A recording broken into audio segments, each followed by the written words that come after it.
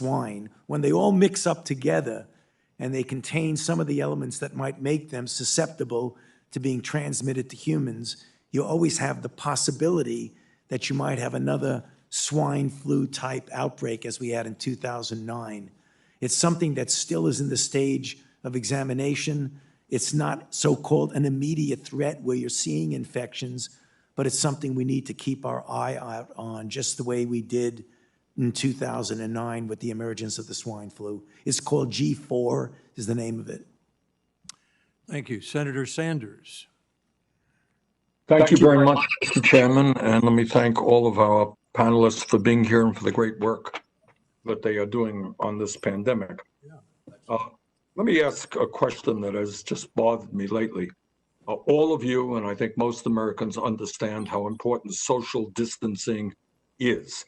We're told over and over again, the chairman told us at the beginning of this meeting, stay apart, at least 6 feet apart if you can. And just the other day, however, American Airlines announced that they were going to fill up all of their planes. And other airlines have done the same. So you're going to have people going from New York to California, 5-6 hours, sitting inches apart from each other. And then you got buses all over America where people are kind of packed in like sardines. My question is, why hasn't the government, whether it's the CDC or the Department of Transportation, issued guidelines prohibiting those violations of what we all know to be common sense? Who wants to, Dr. Fauci, you want to start on that one there? Thank you, Senator. Well, I'm not the CDC, but I'd be happy to make a comment on that, and maybe Bob would also.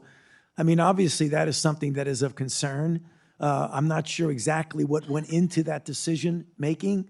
I would hope there would be something to mitigate against that, because I know, as we've said, and I continue to repeat it, that avoiding crowds, staying distance, and when in a situation like that, wear a mask. I think in the confines of an airplane, that becomes even more problematic. But generally, I understand the mask thing, but doesn't it sound a little bit silly and a little bit in violation of everything you guys have been talking about?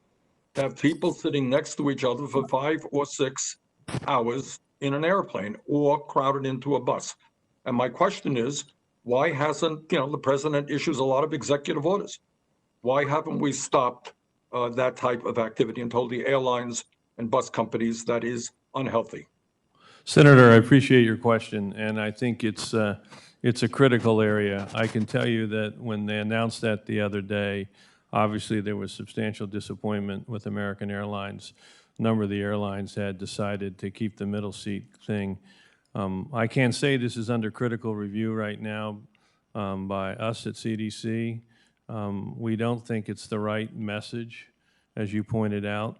Again, we think it's really important in individuals that are in, whether it's a bus or a train or a plane, or social distancing to the degree that's feasible, and at least have a reliable face covering. So, okay. Well, I thank you, and I just hope very much that the CDC or the appropriate agency basically tells these companies that that is unacceptable behavior. They're endangering the lives of the American people. Let me go to another question. I just have a few more questions, and not a lot of time, so I'd appreciate brief answers. At the University of Washington, the Institute of Health there indicated that if 95% of the American people were to wear masks, we could save some 30,000 lives.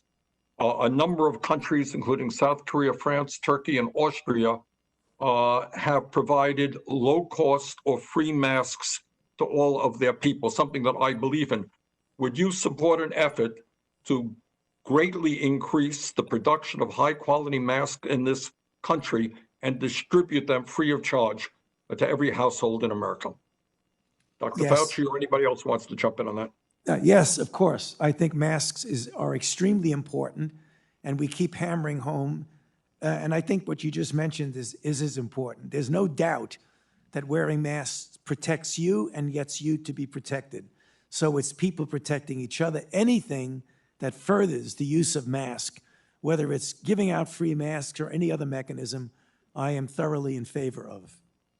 And I just want to echo that, Senator, in my opening statement. I called on an environment that we have universal mask. I think it's fundamentally Good. the most important thing we can do. That's great.